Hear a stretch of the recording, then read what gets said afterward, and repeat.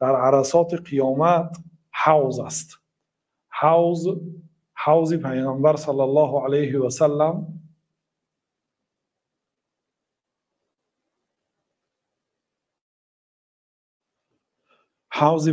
صلی الله علیه و سلم است. با وی ایمان بیار و این چنین به ترازو.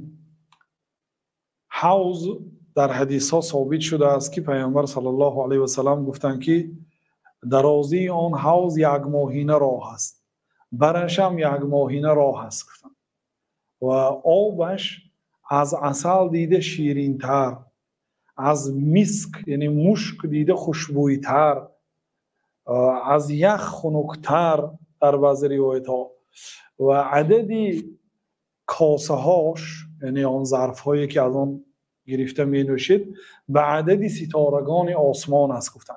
من شرب منه شربتا لم یظمأ بعدها ابدا. کسی که یک نوشاکی از آن نوشد اگر دیگر ابدی تشنه نمیماند. حدیث بخاری مسلم است.